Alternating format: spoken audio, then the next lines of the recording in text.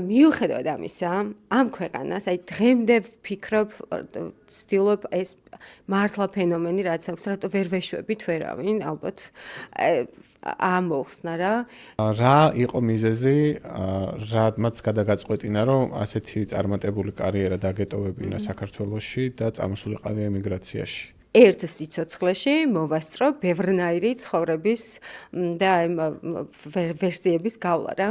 გამარჯობა, ეს არის კვირა პოდკასტი და დღევანდელი ჩვენი სტუმარია პროდიუსერი და ივენთ მენეჯერი სალომე ლილუაშვილი.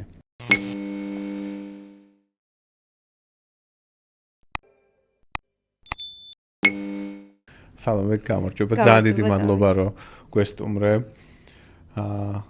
ჩვენი პირველი კითხვა, ვინ არის სალომე ლილუაშვილი? შენი სიტყვებით რო გითხრა. მადლობა პირველ რიგში მოწვევისთვის. არ ვიცი, ხშირად მესმის ხოლმე ეს კითხვა და ყოველთვის მიჭირს პასუხის გაცემა ადამიანი, რომელსაც უყვარს ცხოვრება, უყვარს მრავალფეროვნება და ცდილობს, რომ არ იცხოვროს უინტერესოდ. და ის, რასაც გააკეთებს, სხვებისთვისაც იყოს საინტერესო. საქართველოში გქონდა საკმაოდ წარმატებული კარიერა, უამრავი ძალიან წარმატებული პროექტები არის ჩაწერილი შენს რეზიუმეში, X Factor-ი, საქართველოს ვარსკვლავი, MasterChef-ი, ექიმები, Got Talent, ნიჭიერი, ნუ ბევრი რაღაც. რა იყო მიზეზი, რადმაც გადაგაწყვეტინა, რომ ასეთი წარმატებული კარიერა დაგეტოვებინა საქართველოში და წამოსულიყავი ემიგრაციაში და რატომ ამერიკა? ძალიან საინტერესო და მრავლის მომცველია ეს კითხვა, იმიტომ რომ პირველ რიგში კარიერა კი ნამდვილად წარმატებული იყო და სხვათა შორის არ მიმიტოვებია და დამიტოვებია და ის შლეიფის გამოცდილება, ის რეპუტაცია, ის ყველაფერი, რაც მიკეთებია დღემდე მოდის და დღემდე ვარ მონაწილე ამ პროცესების. გარდა მაგისა, რომ წამოვედი საკმაოდ ბევრი წელი მუშაობდი ონლაინ რეჟიმში, მithumetes COVID-ის ხანა დაემთხვა და Zoom-ში გადავინაცვლეთ ყველამ და მათ შორის MasterChef-ის ნიჭიერის რამდენიმე სეზონი აქედან ვაკეთე. მიზეზი თუ რატომ წამოვედი, ბევრია რა. ხშირად მიფიქრია და ბევრი მისვამს, ვერასოდეს ვერავინ ვერ გაიგო რატო. ხშირ შემთხვევაში ადამიანები როგორც ვიცით და სტატისტიკა თუ ისტორიების ხვების, ვიცით რომ მოდიან ან ფინანსური, ან თუნდაც კარიერული წარმატების გამო, ჩემ შემთხვევაში არც ერთი არ მჭირდებოდა. ალბათ უფრო მეტად კარიერული იყო, იმიტომ რომ მე რაზეც ვმუშაობდი, ეს საერთაშორისო პროექტებია და ეს ნეტვორკი, ანუ კონტაქტები ჩემთვის მაშინაც და დღემდეც აქტუალური იყო, მაგრამ უფრო მეტად მაინც კავშირში იყო იმ არასტაბილურობასთან, რომელიც ჩვენს ქვეყანაში იყო და იქამდეც იყო, მაშინაც იყო, ახლაც არის და მივხვდი, რომ იმის იქ ვეღარ მივდიოდი. ანუ ჩემს კარიერაში ეს იყო ტოპ მწვერვალზე ვიყავი და რაც თავარია მქონდა ის კი არა რომ თუნდაც რაღაცთან დავისვენო ან სადმე გადავინაცვლო ან ძალიან არასტაბილურობა გიქმნის ყოველთვის ცხოვრებაში იმის განცდას რომ თუ რამე მიგიღწევია შალება საერთოდ ისე დაენარცხო გამინუსდე რომ საერთოდ ვეღარც კი აკრიფო შენი თავი ვერც ემოციურად ვერც ინტელექტუალურად ვერც ან ვერანაირად და მე დედა ვიყავი ძალიან ბევრი პასუხისმგებლობა მქონდა მე ვიძახი ყოფით ნაწილში და გარდა მაგისა ნუ კარიერულადაც რა აქედან გამომდინარე ну, ხასიათით ბუნებრივია, მინდა აი სულ ვცდილობ, ეს არის კრედო და რაღაცა ასე ვცხოვრობ, რა ქვეცნობიერში მაქვს ალბათ, რომ ერთ სიცოცხლეში მოვასწრო ბევრნაირი ცხოვრების და ვერსიების გავლა რა. და ალბათ ეგეც იყო. და რატომ ამერიკა? ამასაც გეტყვი რა, ძალიან ბევრი მოგზაურობა მიწევდა სამსახურის ცხოვრების წესის გამო. და ნუ მიყვარს ევროპა, ძალიან მიყვარს. ნუ საქართველო ფეხ მოვიარეთ მე და ჩემმა შვილმა, მაგრამ ევროპა ძალიან მიყვარს, მაგრამ ამერიკაში რომ ჩამოვედი, მაშინ ჩემი ძმის graduation-ი არ მიყვარს ინგლისური სიტყვის გამოყენება, ეგ იყო დაჯილდოვება უნივერსიტეტი, გამოსაშვების საღამო უნივერსიტეტი დაასრულა და ჩამოვედი, პირველი ჩემი ჩამოფრენა იყო შიკაგოში. და ნუ აი რომ ჩამოვედი, მაშინ და მე წამოვედით მე და ჩემი ძმა სამოგზაუროდ ნიუ-იორკში. და არასდროს არ დამავიწყდება. მიუხედავად იმისა, რომ ბევრი მიცხოვრია, ბევრი მიმოგზაურია ევროპაში, ამერიკა და ნიუ-იორკი განსაკუთრებით აღმოჩნდა ადგილი, სადაც არ ვერ ვხსნი რაღაცა უცნაური შეგრძნება და ამე მართ აი თითქოს ვიგრძანი რომ ჩემი იყო რა აი მინდოდა აქ ცხოვრება აი ეს მუხტი ეს ტემპი ეს ყველაფერი სუნი აი ყველაფერი და დღემდე ესე მიყვარს კი როგორი იყო პირველი ნაბიჯები ემიგრაციაში თუ გახსოვს როგორ არ მახსოვს რა დამავიწყე ძალიან ესეთი იღბლიანი აღმოჩნდი იმიტომ რომ ჩამოვედი პირველი ორი როგორ იყო იცი რომ ჩამოვედი რომ წავედი მოკლედ გამყვა ეს განცდა რომ მე აქ უნდა ვიცხოვრდა სხვათა შორის ძალიან ბევრი ადამიანი ჩემი მეგობრები ნაცნობები მას შემდეგ ვისაც გადავეკოთა მეუბნებიან და მახსენებენ რომ მე თურმე სულ ვამბობდი აი ძალიან წარმატებული და კარგად რო ვიყავი მაშინაც რომ მე ამერიკაში უნდა წავიდე არ მახსოვს ესე აი ესე გადაჭრით თუ მithქვამს როდესმე მაგრამ თურმე ვამბობდი და რომ ჩამოვედი უკვე მეორედ მაშინაც კი არ ვიცოდი თუ დიდხანს უნდა დავრჩენილიყავი უბრალოდ მომინდა და ჩამოვედი და ზუსტად 2 თვეში დაიწყო კორონა ჯერ კიდევ აქ მე რაღაც გართობის რეჟიმში ვიყავი და ტურისტული მქონდა ჩართული მოუდი ჯერ იმ ეტაპს გავდიოდი და აღმოჩნდი ერთ ოთახში მარტო ჩაკეტილი და მთელი ეს ჩემი რესურსი ფინანსური ყველაფერი გადავიდა ხარჯვის რეჟიმში, იმიტომ რომ მე აქ თავი უნდა გადამერჩინა. და ნუ მაშინ ბევრი ეტაპი იყო, რა გავაკეთო, წავიდე, არ წავიდე, მე ფრენები ჩაიკეტა, ასე შემდეგ და ძალიან რთული იყო.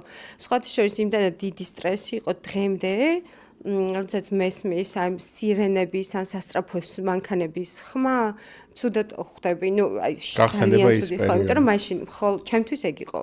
აი ერთ მახსოვს ქუჩაში რომ გამოდიოდი ვერავის ვერ ხედავდი ნუ ყველას გვახსოვს ეგ ბუნებრივია პირველი ჩემი ეგ კიდევ კარგი რომ იქამდე გავიცანი და ვიგრძენი ნიუ-იორკი თორე უფრო სტრესული იქნებოდა ალბათ ხო ანუ იცოდი რეალური ნიუ-იორკი რა იყო და არა მაგრამ მიუხედავად ამისა ამ ქვეყანას აი დღემდე ვფიქრობ ვცდილობ ეს მართლა ფენომენი რაც აქვს რატო ვერ ვეშვებით ვერავინ ალბათ ამოხსნა რა იცი რა აქვს ნებისმიერ სიტუაციაში არ აქვს ეს მნიშვნელობა გამოწვეულია ეს გლობალური პრობლემებია თუ ლოკალური თუ პირადი აი სულ გაქვს ერთადერთი ქვეყანაა ჩემთვის სადაც გაქვს იმედი რომ შენ გადარჩები ჩემთვის ეგ არის რა ამერიკა შენ ის კი არა რომ ღმერთი გადაგარჩენს ან განგება ან სამყარო არა ანუ სულ პერსპექტივები გაქვს ალტერნატივები გაქვს ყველაფერი შეგიძლია და რაც მთავარია შენს თავთან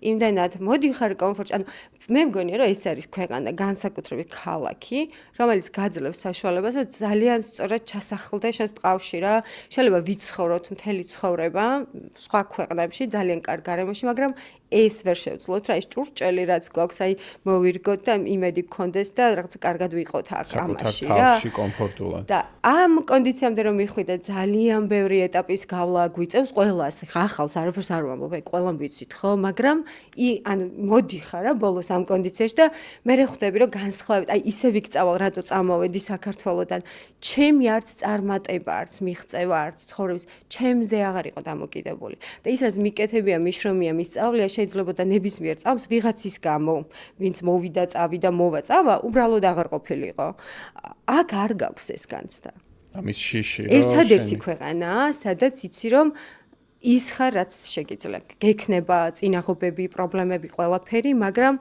ის ხარ რაც შეგიძლია და სადაც შენი ეს მორალური კომპასია თუ რაც არის ანუ გაგიყვანს რა და გატარებს ამიტომ მიყვარს ეს ქვეყანა როგორც ახსენე კოვიდის დროს ჯერ კიდევ არ იყავი დარწმუნებული დარჩებოდი დიდი ხნით თუ არა ნიუ-იორკში რა იყო ის რამაც გადაგაწყვეტინა რომ ოკეი რა იყო და ის ალბათ ის რაღაცა თაფლობის პერიოდი, რაც ერთად უნდა გაგვეტარებინა, აღმოჩნდა რომ ცოტა უფრო ესეთ სტრესულ პირობებში გავატარე და მივხვდი რომ გადავრჩი, ისევ როგორც ყველა სხვა და ძალიან ხშირად მიფიქრია მაშინ რომ მე აი შვილი ბევრი პასუხისმგებლობი ხო, ბუნებრივად მქონდა მაგ პერიოდშიც და ფიქრობდი რომ აი სულ ფიქრობდი რომ აი ხა იქ რომ ყოფილიყავი, რა უნდა მექნა.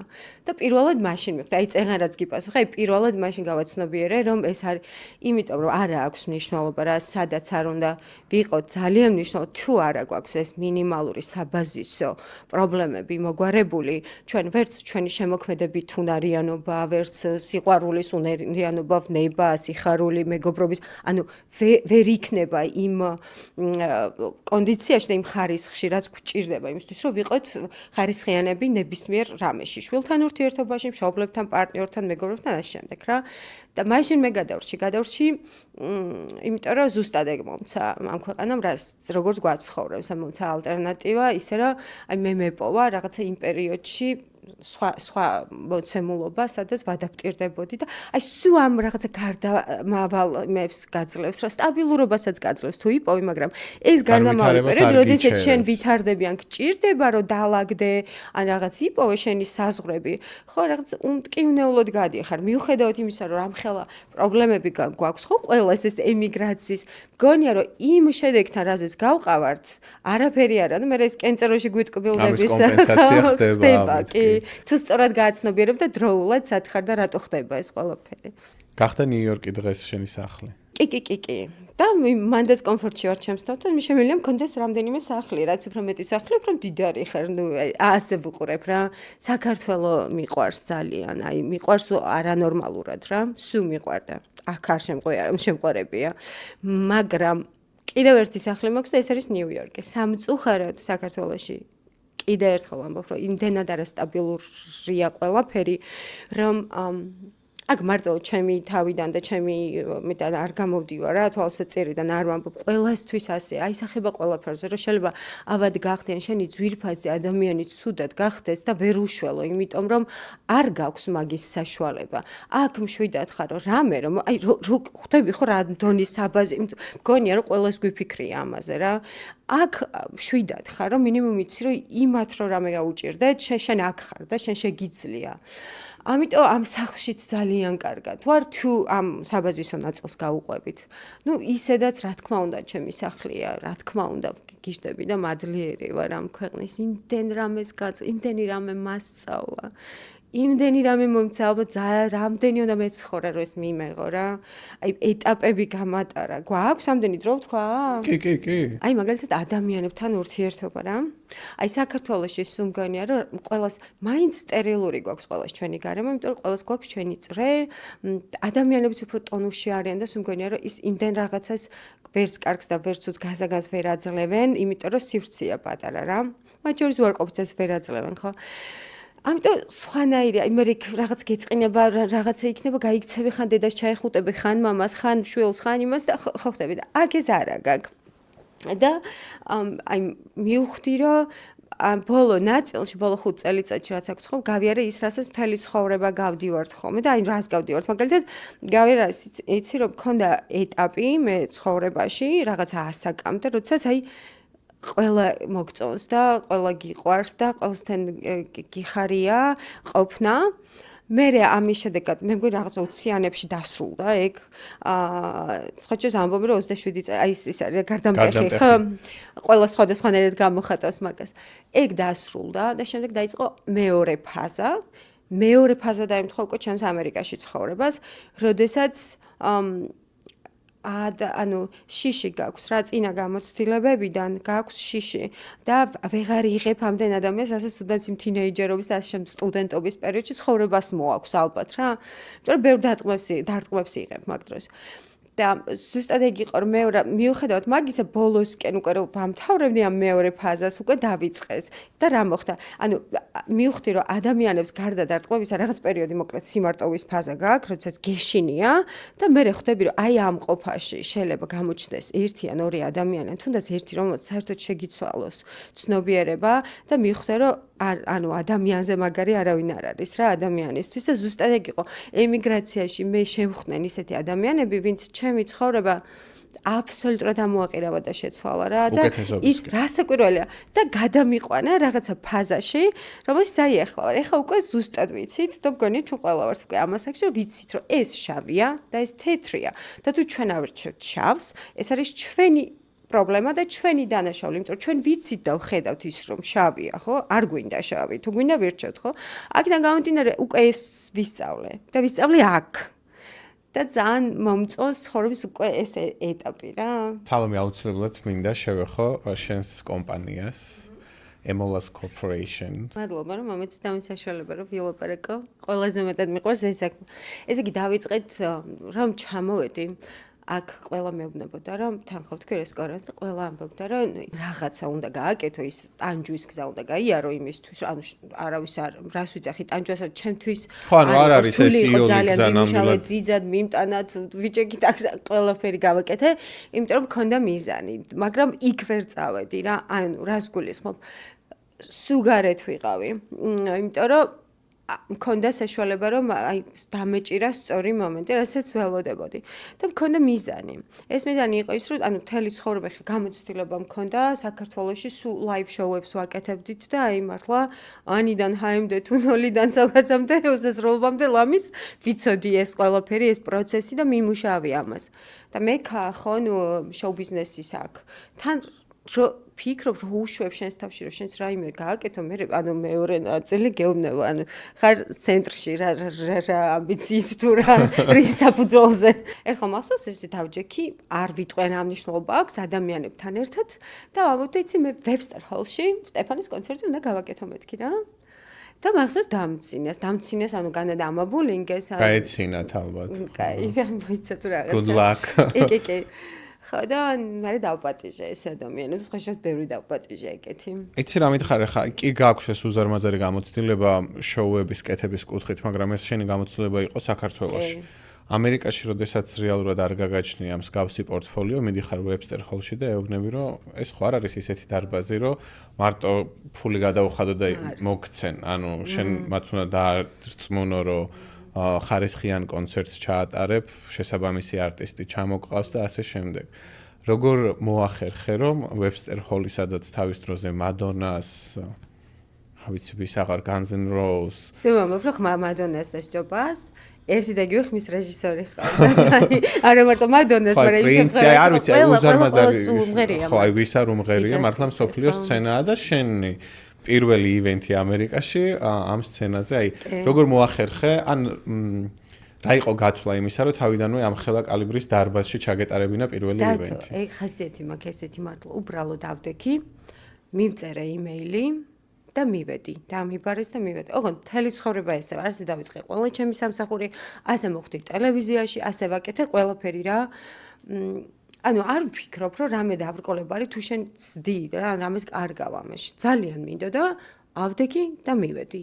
შევხვდი და ნუ ალბათ რაღაც უნდა გქონდეს ხო ბექგრაუნდი გამოცდილება და ნუ მელაპარაკდნენ დრო დამითმეს, ვუთხარი ვინ ვარ, რა ვარ, რა მინდა, მომცეს შანსი საშუალება, გადაამოწმეს ეს ყველაფერი და შემდეგ გავაკეთეთ. და სხვათა შორის ეგ ხალხი ძალიან დამეხმარა, ანუ მაგით დაიწყო ის ნეტვორკინგი, ანუ კონტაქტების წრე, მე რეკომენდაცია გამიწიეს სხვა მიმართულებით, იმიტომ რომ მე იმდენად კარგად წავიდა ჩვენი თანამშრომლობა. ბოლომდე სკეპტიკურად გვიყურებდნენ. არ ვიცი, მე მგონი ერთხელ ვახსენე და ის უცდილობ ხოლმე, რომ არ ვილაპარაკო, მაგრამ მიყვარს აი ყველაფერი, რაც მაშინ მოხდა, ყველა დაბრკოლება. საერთოდ, ანუ ქართული პოპი, ან სად ვართ, ხო? პოპის ქვეყანაში, ხო? და ცოტა ესეთი ან სკეპტიკურიც აღარ ქვია ამას თავიდან ქონდათ ძალიან ჩემთვის ძალიან გამაბრაზა ამ დამოკიდებულება აი ცოტა სნობური აი ესეთი დამოკიდებულება რა არ ვიცი თქოს ვის დაკარგვი ხარ მაგრამ თლად უარი ვერ მითხრეს და აინტერესებდათ ალბათ თვითონ და ხელშეკრულება რომ გამოგზავნდნენ რომ გამოცდილება გააქვს ანუ კი მაგრამ ქართული პოპი ეხამუშათ როგორც ჩანს ან ეუცხოვათ და ვინ მოვამოსასმენად კი და საერთოდ არ იცნობდნენ მსმენელს და აუდიტორიას, ვინც იქ შეიძლებოდა მისულიყო. და ყველაზე მეტად მაგაზე შემაბრკოლეს, ან შებრკოლდნენ და ხელშეკრულება როდესაც გამოგზავნეს, ურთიერთობის რაღაც ეტაპზე, იქ იყო, ანუ general liability გჭირდება, რაც ძალიან მნიშვნელოვანია, თუმცა ეს არის ისტორიული შენობა, თან არის union და ამიტომ ყველაფერი განსაკუთრებულად ბიუროკრატიულია. და იქ ეწერა, რომ თავიდან იყო 2 მილიონი, უნდა ყოფილიყო დაზღვევა, ანუ პაკეტი სადაზღვევა, რაც უნდა გვეყიდა, მაგრამ მე მითხრეს, მომიბოდიშეს, რომ ჩვენო არ ვიცითო რა აუდიტორია მოვა, აი ეს ფრაზა მითხრეს, იქნებ კედლები დაკაწრონ, ან რამე გააფუჭო და ამიტომ 5 მილიონი გავაკეთოთ და აი მახსოვს, აი მაგას სტეფანეს ვუთხარ, აი აქ მახრჩობდა, აი პირველად ეს სიმწრისგან და ბოღმისგან, აი და გავაკეთოთ და მან ხო აი როგორ რაღაცები როგორ ვაკეთე იცი აი მაშინ აი ოღონდ გამოსულიყო და კალკულაციას არ ვაკეთებდი იმიტომ რომ ეს ხო გაცილებით უფრო ძვირი ხარჯი იყო მაგრამ ანუ საერთოდ არ მიფიქრე იმ მომენტში თუ პროფიტზე უნდა გავიდეთ იმიტომ რომ ეს უნდა გაკეთებული იყო რა ბოლოს კი ამაზე ვიყავი რომ აი ეს მთელი ჟინი მქონდა რომ ეს უნდა გაკეთდეს კი ხო და პრინციპის საკითხი კი აუცილებლად და მე რომ ნახეს როგორი ხალხი თქვენც იყავით და აი მე მახსოვს რომ დაანონსე პირველად სტეფანეს კონცერტი რამდენიმე წლის წინ სტეფანეს ქონდა ნიუ-იორკში დაანონსებული კონცერტი რომელიც არ შედგა არ მახსოვს რატომ ხო ანუ სხვა იყო ორგანიზატორი კი მაშინ და ძალიან გამიხარდა იმიტომ რომ ნიუ-იორკში კი ვართ ახლა ქართული მომღერლების საღამოებს მიჩვეული მაგრამ ძირითადად ეს ხდება სარესტორნო სფეროებში და აი ეს კონცერტი იმდენად მონატრებული იყო თან ასეთ დარბაზში და ძალიან კარგი საღამო გამოვიდა მართლა ძალიან დიდი მადლობა კიდევ ერთხელ. იქით მადლობა რომ იქ იყავით. რაც შეეხება ამ უზარმაზარ პროექტს, რასაც ახლა მუშაობ, სუხიშვილები კარნეგი ჰოლში.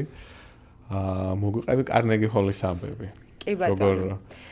თავის დროს ხარ შეჭოპეს მივესალმებით და ვეტყვი რომ თავის დროს მე და სტეფანი საქართველოდან მოვდიოდით ერთად და დრო დავურეკე და დამთანხმდა ეგრევე მენდო რა ისე ჩამოვიდა ბოლომდე მენდობოდა აი არ იცოდა ძალიან რთულია მით უმეტეს სტეფანესნარი მოწესრიგებული ადამიანის რომელიც ყველა დეტალს მნიშვნელობას ანიჭებს და ძალიან კაი პროდიუსერია ასევე რა ძალიან უფრო ვერ ხვდები რომელი უფრო კაი არტისტი თუ პროდიუსერი იმიტომ რომ ორივე მნიშვნელოვანია ხო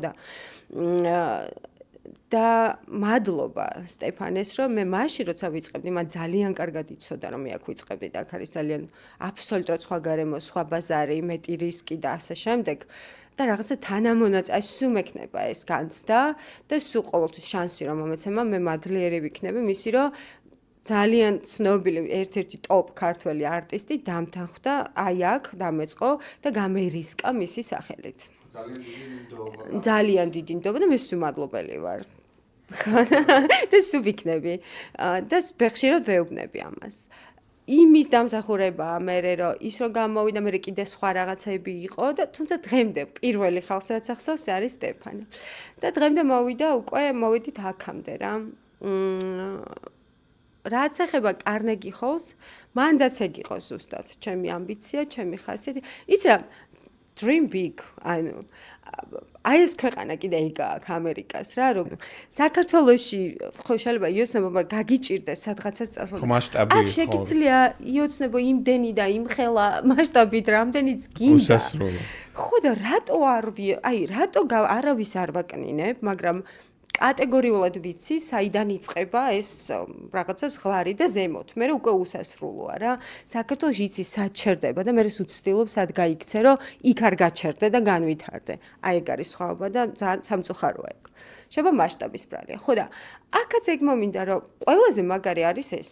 ანუ 3 ვენიუ სამყაროში ლასკალა, მეტროპოლიტენ ოპერა და კარნეგი ჰოლი. ხო და რატო არა ამ სამიდან ერთი უკვე არის რატო არა საუკეთესო რაც ქართველებს გაგვაჩნია და ეგ არის სუხიშვილები მართლა აი ამაზე კარგი ჩვენ არაფერი აქვს ეგ არის სრული კომპლექტი კულტურის, ცეკვის, პოლიფონიის, მუსიკის, ისტორიის, ხასიათის, აი უნდა გითხრათ რა, ცეკვა დაისი, აი მთელი ცხოვრება რამდენჯერ მაქვს ნანახი.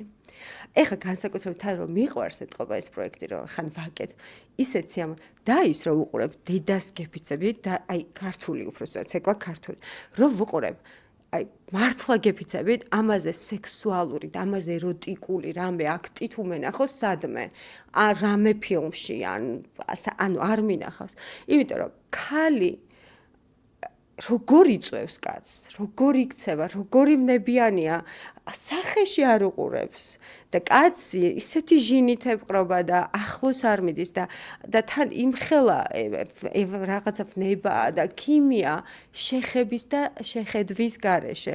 ჩემთვის ეხა ვხვდები უკვე დიდი რო ვარ და ქალი და ამ ჭრილში რომ ვუყურებ, გენიალურია და ამით გამოიხატება ჩვენი ხასიათიც როგორები ვართ ქართველი ქალებიც, კაცებიც და აი ამ ყველაფრის ერთობლიობა სუხიშვილები და სამყაროში ცნობილი ის არის რა კოლექტივი და როგორ შეიძლება და მართლა არ გამეკეთებინა რამე და თან აქ. ასე რომ მივედი დაგვთანხმდნენ სხვა შორის მითხრა კარნეგის პროდუქშენის ხელმძღვანელმა რომ ჩვენთვის მოიცა როგორ მითხრეს ექსტრაორდინალური პროექტია, ანუ ისეთი განსხვავებული მათი რეპერტუარიდან, რაც კარნეგი ჰოლში არის ხო. როგორ არჩევ არტისტებს, ანუ როგორ მარტივია მხოლოდ საუკეთესოები.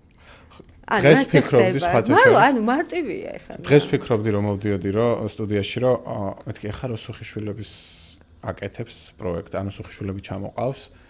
ანუ ამის შემდეგი პროექტი რა უნდა დააკეთო? ზუსტად ვიცი, ანუ ვერ ვიტყვი. იმიტომ რომ ძალიან დიდია, ხო? დიდია კი და თან საერთაშორისო მაგრამ არა და ჩვენ გვყავს კიდე სხვა სფეროში. არ არის მე არ ვფიქრობ რომ მარტო მომღერლის ან მოცეკვავი, ანუ აბსოლუტურად არა.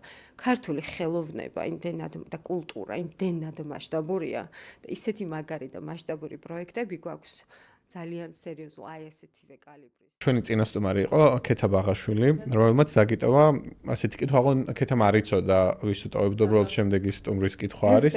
რა არის ის ერთი რამ, რაც გაძლევს შთაგონებას? დამარცხება.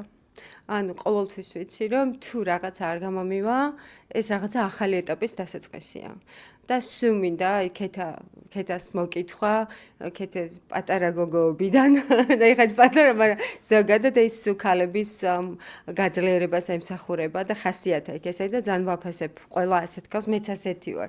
და სუმგონია რომ თუ რომელიმე სადღაც რაღაცა ეტაპზე დამარცხდებით ეგ არ ნიშნავს დასასრულს რა პირიქით და ხშირ შემთხვევაში ზუსტად ქეთასნაირ გოგოებს, ჩემნაირ გოგოებს გაგვიძლიერებია ერთმანეთი, რომ ავდგეთ გავაგრძელოთ და უფრო მაგარი რაღაცები გავაკეთოთ რა. ამიტომ ზუსტად ეგ არის შთაგონება და ერთმანეთი, ანუ ქალები, გოგოები ვართ ძალიან დიდი ხარდამჭერი და ხო. ესეთი რუბრიკა გვაქვს სამი რამ. ოკეი. სამი ფურცელი უნდა ამოიღო და გავგემხილე სამი შეკითხვა იქნება ამერიკასთან დაკავშირებით. სიამოვნებით. იმდენი ვილოპარაკე მეგონა უნდა გაგეგდეთ ახლა კიდე ვაგრძელე. კაი. სამი რამ რაც ნიუ-იორკმა შეცვალა შენში. გარეგნობა პირველ რიგში, იმიტომ რომ იცი რა გარეგნობა ოღონდ ისე კი არ დრამატულად კი არ ვამბობ. რაღაცაენაირი უფრო თავისუფალი გავხდი და უფრო მიმღებელი გავხდი და უფრო თავდაჯერებული, ხო, კომფორტულია. ის კი არა რომ მე გარემოს მოვერგო. როგორიც ვარ, ეხა მოდი ესე მომერგოს. აგაურებოდ ან კომფორტს გაძლევს ძალიან რა. მეორე ამბავი არის ის რომ შეცვალა თავარი რაღაცა მასწავლა. დაზღვევის ფასი. ყველა გაგებით. საქართველოში საერთოდ როგორ ცხოვრობდით? ანუ აქ დაზღვევა თუ არა გაქვს, მანქანის თუნდაც გაგიჩერდა რამდენიმე დღე მართვის მოწმობას გიჩერებენ. წეღანაც პროექტზე მოუყევი, ანუ დაზღვევა რამდენად მნიშვნელოვანია. ანუ ფაქტობრივად ხო, ჯანმრთელობა, მე რო აქ წამოვედი, მე მივხვდი რამდენად მნიშვნელოვანია და ყველა დაზღვეული იყოს ჩვენი ოჯახის წევრი, ყველა მიმართულებით უძრავი ქონება და ასე შემდეგ. მაგრამ ამ შემთხვევაში ეს რომ გადმოვაკონვერტიროთ ჩვენს შინაგან მდგომარეობას, ანუ მივხვდი რომ საქმეს, რასაც ვაკეთებთ, როგორ ცხოვრობთ, უნდა დავაზღვიოთ. რამდენად სიმშვიდეს გაძლევს. იმიტომ რომ ეს ნებისმიერ რისკებისგან უნდა დავაზღვიოთ. იმიტომ რომ როცა ხვდები სხვა რამეში, ანუ მე უკვე საქმეში, რეპუტაციაში, კარიერაში ცუდად აისახებოდა, ეს განგრევს ფსიქოლოგიურად რა. და მე მქონდა ასეთი ეტაპებიც და შეცდომები ცხოვრებაში და მაშინ ვისწავლე რამდენად მნიშვნელოვანია რომ დავაზღვიო ყველაფერი, რას ვამბობ, რას ვაკეთებ, როდის, ვისთან და ასე შემდეგ. მესამე. და მესამე, სამი რამ ნიუ-იორკმა რაც შეცვალა შემჩა. ან მას სწავლა გაშვება მარტივად და ტკივილის გარეშე ადამიანების რა და მივხვდი რომ ესე ძალიან დიდი კომფორტია. ანუ დაკარგვა კი არა, ძალიან დიდი სხვაობა დაკარგვას და გაშვებას შორის. შეიძლება გიყვარდეს, მაგრამ გაუშვა რა. აქ მე რომანტიკულ ჭრილში არ ვიძახი. ან გული გატკინოს და გაუშვა, ან უბრალოდ გაუშვა რა. და ეს ყოფილა უკარგესი რაღაც რა, იმიტომ რომ შენ იმდენად ბევრი ხარ აქ, შენი თავისთვის საკმარისი ხარ და მარტივად შეგიძლია გაუშვა შენი ცხოვრებიდან ადამიანებიც გაწუხებენ, ან უბრალოდ მათი ადგილი არ არის შენს ცხოვრებაში, რომ ზედმეტი სტრესი არ დაგიტოვონ და ტრაუმა. ძალიან დიდი მადლობა სალომე. ძალიან კარგი ეპიზოდი გამოვიდა. ძალიან კარგია შენთან ურთიერთობა და იქეთ კიდე სამას